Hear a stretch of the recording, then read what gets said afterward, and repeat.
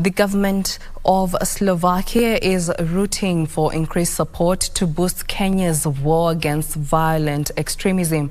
The country's envoy in Nairobi made the case amid promise that the European country will enhance its peace and security initiatives in Kenya and 13 other countries in the region to counter radicalization and terrorism.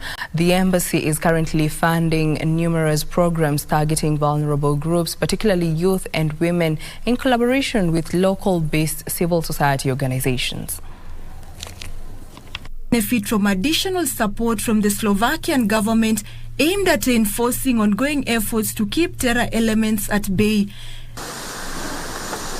The Slovak Embassy in Nairobi disclosed on Monday that it will continue to channel much-needed technical and material support into programs aimed at deterring Kenyans from being enlisted to extremist groups. Slovakia is definitely interested in continuing this support and this active engagement on security and on issues of terrorism and countering terrorism and violent extremism through other development cooperation programs. We believe that root causes of this must be addressed. One such program is the Women Against Terror initiative that is run by Epuka Ugaidi, an ungovernmental organization dedicated to fight against radicalization with the support of the embassy. There is still a general perspective when speaking about radicalization and terrorism that this affects mostly men. And if affecting women, we always think of women being affected through men. We must prevent radicalization in order to bring stability and security. And this is through means of education, job creation. Through our collaboration with the Slovak Embassy, we've been able to hold two roundtable discussions. A bottom-up one, where we engage grassroots organizations to hear from them what needs to be done at the grassroots level, and a top-down approach, sort of a discussion roundtable, where we got state agencies from the security, and other stakeholders in organizations dealing with women. We've held psychosocial support workshops.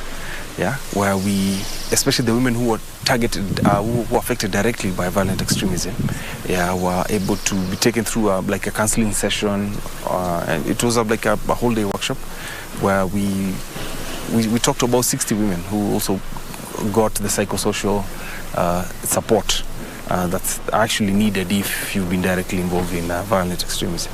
Using a gendered approach, the program gives great focus to ways through which women and girls are affected by violent extremism and with varying consequences compared to their male counterparts.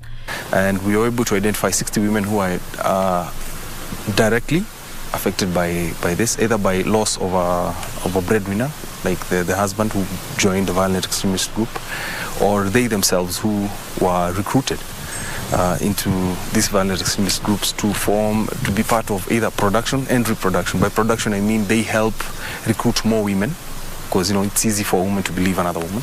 So women are attractive for recruiters in a way that they are the ones bringing up the children, they are the ones engaging in the communities.